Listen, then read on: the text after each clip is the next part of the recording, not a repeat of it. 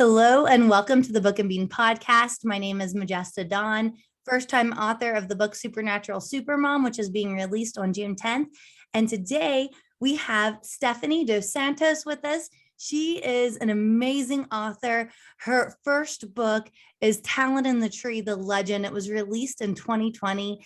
And book number 2 in the series, Talin in the Tree, is coming out June of 2022 is our goal, right, Stephanie? Correct. Wonderful. So today we're going to be talking all things books, what it's like to be an author, what made you want to write a young adult novel. We'll really dive into it. But first, we need to start with the all-important question. What are you drinking today? Adult beverage here. I love the smell of coffee, but it's like hot, dirty water to me, so I can't drink coffee. So have the rum cocktail I made with some pineapple and orange juice. So summary for this. So. I'm telling you what, I think I need to start recording these later at night so I can have some adult beverages too. 5 o'clock somewhere, right? Absolutely. I love it. And I love your mug, by the way. It's beautiful. I actually got this from my sister, who is another TikTok crazy person, which is how we met. But I also like to do art and painting and some abstract acrylic pouring and things. And she saw this somewhere and said, I thought of you. It's so cool. So it's kind of flashy. And I like to sit and drink my drink and write. Makes me feel creative and happy, bright colors. So it's my favorite. Absolutely. I love it. And, it's so funny that you brought that up, that you like to paint and things like that. It seems like a lot of authors were creative in more than one way, right? I like to try. I like photography. I used to be a videographer, did a lot of wedding work and corporate things. So, kind of doing the video editing is fun for me on TikTok and other places. So I'm, writing, photography, video, painting. I feel now how good I am at it is yet to be known. Well, maybe we need to pull you in over here, the Book and Bean podcast, because video editing is not fun for me. And I've screamed at my computer several times trying to get these episodes up. Realize how tedious it is. And I'm very used to a linear from beginning to end. And I kind of write that same way too. It's a very linear thing. But yeah, I did that for, oh my gosh, 7, 8, 9 years. So, but hung that up because weddings every weekend, it tears you up. It really, you never have a weekend off. You're with somebody else's weekend, and then all the back end work are just hours and hours of footage. So hung that up. I never even thought about that, because from the outside perspective, you're like, well, you're just here at a wedding for the weekend. Like that's all you work. And no, the hours that go on once you get back to edit. Yes. The easy part is filming the wedding. It has its challenges. You get one shot, that's it, Hope everything is working and does what it's supposed to do, because there's no redo. So, but it's tons of back work. So I'm glad to hang that up. Actually, it was fun. I met a lot of great people, but I'm glad it's done. Wonderful. Well, tell us a little bit about your book. Oh my gosh, that's the elevator pitch, the $20 million question. It is a YA fantasy, probably also appropriate for like upper middle grade. And it is based off of a folklore in the Caribbean of the silk cotton tree. So Talin, our main character, he falls into a portal into the tree. He finds an underground world, and not growing up in the Caribbean. He's from the Caribbean, but he doesn't grow up there. He never really believed in all the folklore and so forth and all the characters and the things behind it.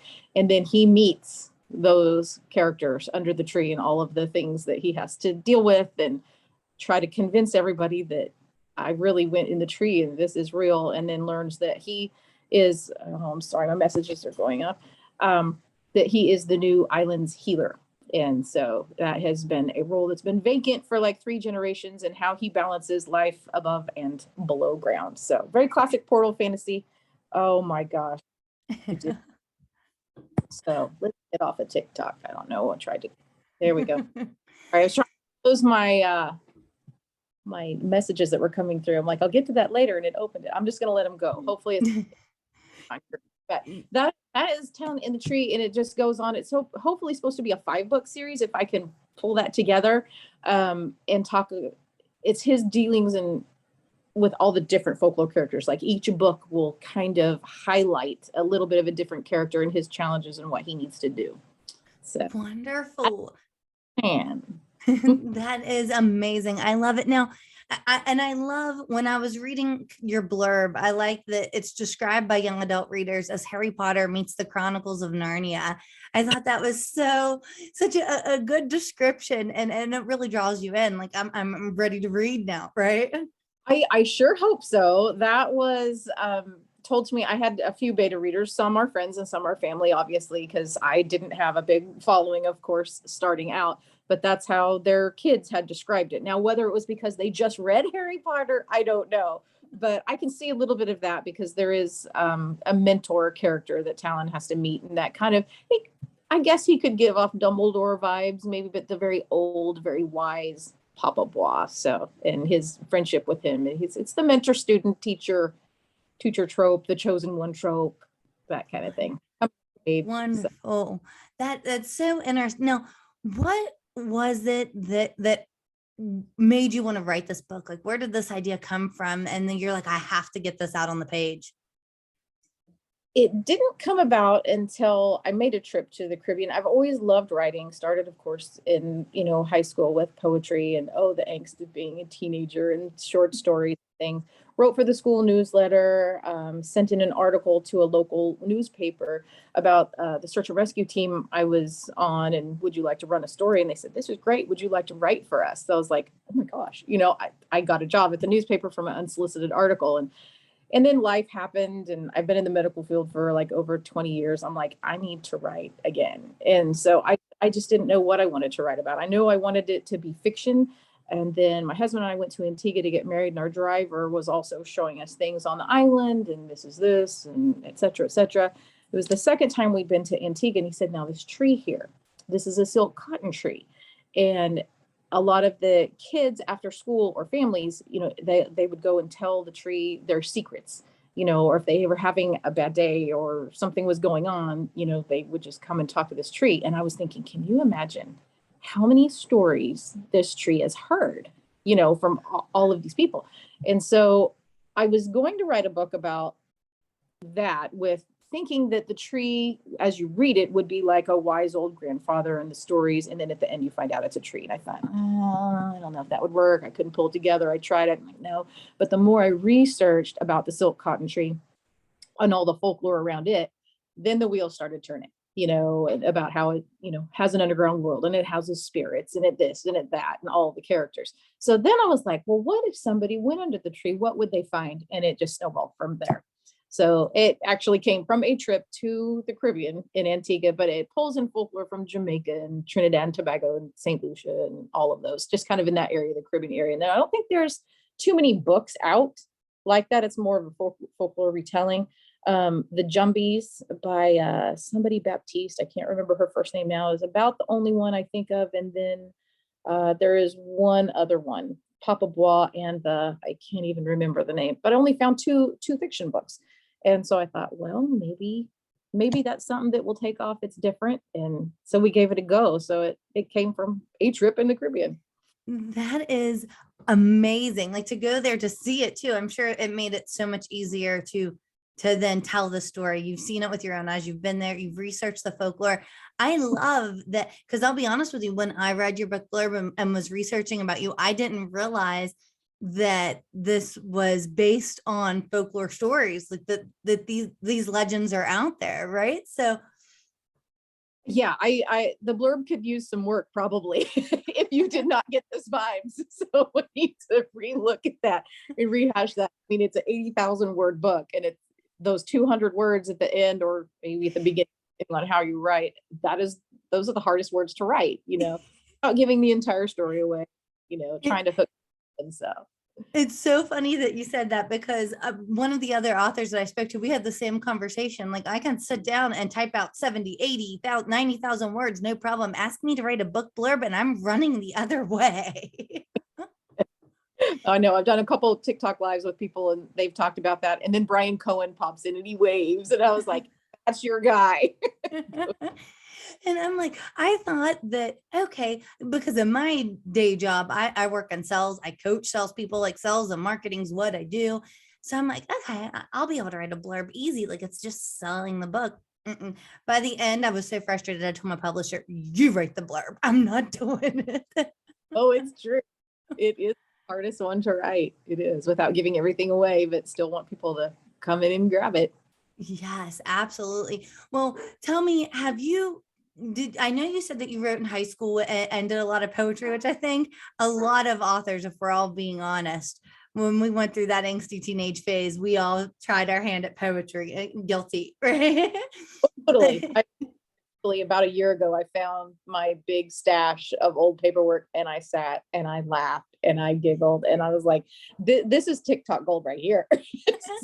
It was the most ridiculous stuff I'd ever read. I'm like, I really wrote this? So it's crazy. Short stories and poetry is just nuts. Yeah. We need to start like a TikTok mini series on things I wrote when I was young. I would totally follow that one. Totally. Yeah, it's funny you said that. My dad, we were cleaning out his house, like a big spring summer cleaning thing. So we're going through just all the things that accumulate over a lifetime, right? He's lived in the same house for 30 some years, and I'm helping him. And I find the stash that my parents had kept of all my writing and awards and stuff from school. So yeah, and I'm supposed to be helping clean, and I'm like sitting on his bedroom floor flipping through this. That's true. I'm still not done reading through my entire stack. I mean, notebooks, huge stacks of notebooks. It's great when it's like, oh my gosh, I went from that to the book, and how we all started. It's crazy how that kind of follows you. It does. And it was I found a book that I'd wrote that won a contest when I was in elementary school. And I was in like third grade and I was still writing these supernatural books. Like it was about a girl who got sucked into her dollhouse, like her play dollhouse that you'd play with, got sucked into it and got turned into a doll and had to figure out how to escape, which is kind of creepy for a third grader. And so I'm like, I like to write supernatural books even back then, but I noticed my main character in that book was named Daphne. And I didn't remember this. I wrote this in ages ago. And Daphne's my youngest daughter's name. Really? I was thinking like Daphne, like Scooby-Doo or something, but oh my gosh, that's so cool. What a neat little city. That's cool. Yep. I'm like, wow. So I knew I'd always liked this name, but I didn't realize I like named a character after it when I was younger. I'd forgotten about that. So it was kind of fun. Sorry, what was that? It cut out. Are you going to let her read your story? With my Supernatural Supermom book, what's hilarious is I have a 13-year-old, well, she's about to turn 13. I have an 11-year-old, and then I have my 6-year-old. My 13-year-old is like, okay, cool, mom, you read a book. Like, it's published. Good job. I don't care. I'm like, do you want to read it? She's like, no. And then my son's like, that's really awesome that you wrote it, but I'm not really into like witches and stuff. Like, I like that you've got like a pug that turns into a human in it. That's cool. And my youngest is like, read me the whole thing.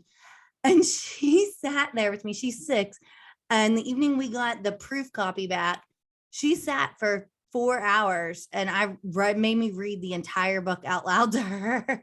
Are you going to let her read the story that she's in that you wrote in 3rd grade? Yeah, I could. She would probably love it. She's my Halloween kid. She was born on October 13th. And I did the research. I can't even believe I'm going to admit, I love Halloween, all things spooky, supernatural. And I did the research, like she's going to turn 13 on an October the 13th. How cool would it be if it was a Friday the 13th? Her 13th birthday will be on a Friday the 13th in October. I'm like, biggest party ever.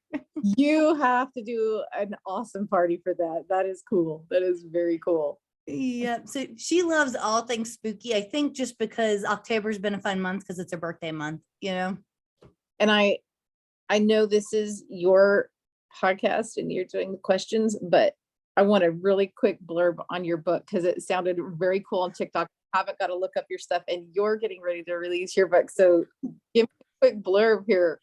That's so hard to do off the cuff. I got to pull up the one that the publisher sent to me. I'm not joking. I'm not joking when I tell you that the blurbs stress me out. But real quick is it's about Maggie Andrews, and she's just your normal run-of-the-mill small town mom lives in a small West Virginia town, all the same people that she kind of grew up with. She's got 3 kids, but the thing is, she happens to be a witch. And so she can make things happen, but things start to get really interesting when kids in the small town start to go missing. And one of the first kids that goes missing is a boy who's notorious for bullying Maggie's son. So immediately the small town wants to blame her. Like she's the one, they're ready to burn her at the stake. They're already kind of prejudiced against witchcraft anyway. And yeah, Maggie has to find out what it is that's stealing these kids and kind of come in and hopefully save the day. That's very cool. Yeah, a lot of my new book reads have come from the TikTok made me buy it. So I'm like, I'm not a big mystery kind of person, but the supernatural I'll have to add it to my TBR when it comes back. Be exciting. So like, that'll be great. I'll have to try that one out for the supernatural side. Awesome. I really appreciate it. You know, you mentioned TikTok, and that's something that we kind of, you mentioned earlier, that's how we met, is on TikTok. And tell me, it almost feels like it's a requirement now as a new author, a debut author. You got to get on Book Talk, right?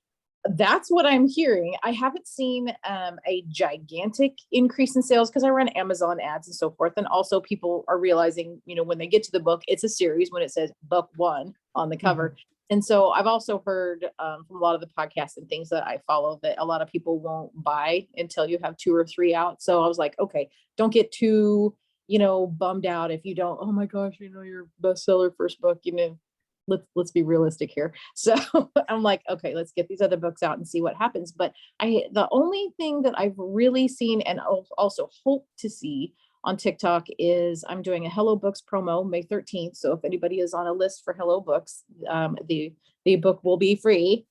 The ebook will be free. Sorry, not the paperback. And so that'll be the weekend of the 13th. And then also from what I learned on TikTok, there is the TBR takeover. So there's like 77, 78 authors and 80 some books that they are also offering for free June 1st to the 3rd. And I was chosen for that. So I thought this will be a great run up to book 2. And I don't know when you release some podcasts, but the entire month of May, the ebook will be free. So I've already in the last 2 days, instead of selling 8, 9 books ish a month, in 2 days, my downloads jumped from nothing to 250. So that's amazing. And I have not told, I think I've told one person that, you know, so I know that's probably coming from my ads, and or Amazon is pushing that, you know, hey, here's a new free book. Because when you first publish, they like to show the new things to readers to see if it's going to take off and stuff. So we'll see what happens on the numbers then when they come out, if they jump up. But I've heard so many in romance and fantasy on TikTok, they've doubled, they've tripled their sales. You know, as long as you can get that following and have it be hooky and something that people want to read and find your readers. Because I found a lot of authors that I follow and they follow me, but I'm like, I need to make that shift from author to reader. Authors are readers too, but if you can be the big book talk, you know, hashtag and kind of get in those top 6, 7, 8 books that are always, you know, recommended, that would be pretty cool. But it has helped getting to meet YA authors and things and stuff like that. So maybe we can do some newsletter swaps and stuff when I meet, you know, the right crowd with the folklore retelling and things like that. But time will tell on the ticket. So I was pretty excited about that promo and getting the price changed there for a while because I'm not with KU and Wide. So I'm excited to look at those dates and see if it really bumps up with the TikTok TBR takeover. So that'll be cool. Excited. That is very exciting. And to get the opportunity to do those things. And everybody, did you hear? Her book is free for the month of May. Like, what are you waiting on? Go download this book, get ready and prep for book 2. Like, we're getting ready. That is amazing. Yeah, I agree. A book talk is, I just really discovered it a few months ago. I didn't even know that there was that side of TikTok that existed, but I follow a lot of authors. I have a lot of authors that follow me, and you're right. There's a difference between the readers and the authors. Like, yes, authors are readers too, but it's not necessarily always going to coincide.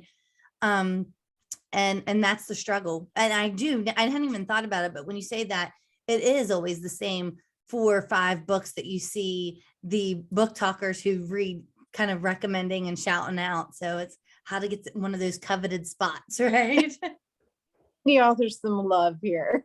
Yes. Oh, Yeah. come on now.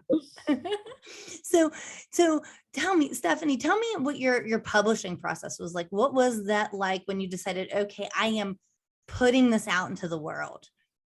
Oh gosh. There's so many steps, isn't there? The first thing was, am I going to be indie? Am I going to be traditional? And I've heard the stories of the traditional and people, agents and deals for 5-6 years. And I was like, okay. So I listened to a lot of Joanna Penn. I listened to the SPF podcast. I listened to a lot of those guys. And it's just kind of like, why wouldn't I just spend the money up front, get it done, get some money coming in, for those, what would be my not wasted 5 or 6 years, but all that time that you're not making money on the book looking for, the big sale, and also get higher royalties for it. So that was the first decision, was whether it was going to be indie or going to be traditional. Then it was like, am I going to do it myself? Am I going to go with a hybrid, publisher? Am I going to pay for people to do that? But the more I learned and took the SPF classes and things and lots of podcasts, and oh gosh, a year or two while I was writing the book, that's all I did every morning, getting ready for work or whatever, driving to work. I was listening to podcasts and just filling my brain full of stuff, all to the point of overload. But I write in Scrivener, and I get that. I'm a kind of a planter.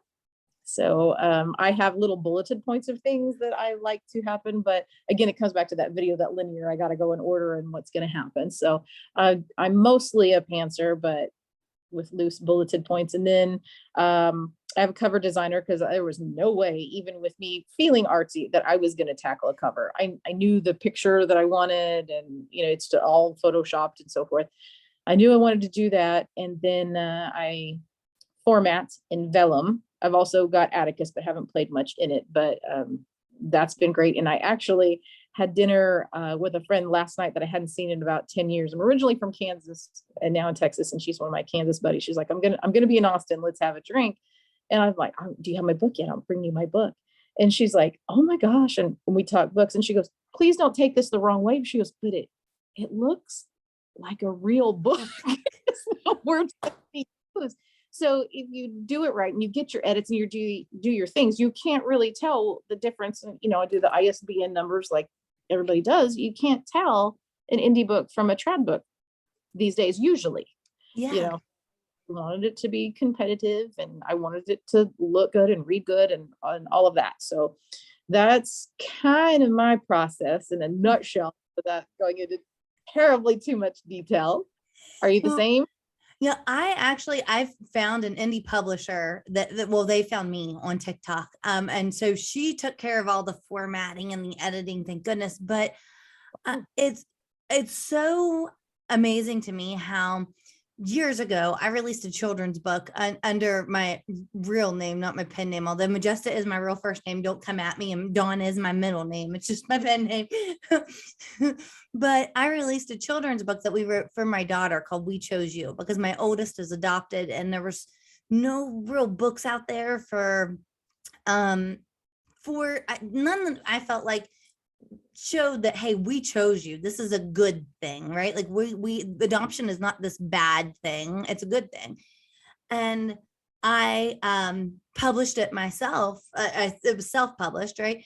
And it was vanity publishing, and oh, you paid to have that published, and it was looked down upon at that time. And I really feel like, and I don't know if it is just book talk, I don't know if it was the romance boom that happened after the spicy books with 50 Shades of Grey came out, and people wanted spicy books, but traditional publishers weren't publishing. So self-publishing, indie publishing took off. But it's different now. Like indie publishers are celebrated as they should be. They work harder because you have to know all sides, how to format, how to publish. Like it is no longer, and that's why I hate even the word vanity publishing, because it's not vain. It's indie publishing. You're doing this, you're taking that control back. You're a business person, an editor, an artist. Like even if you outsource like the cover designing, you're still putting it together.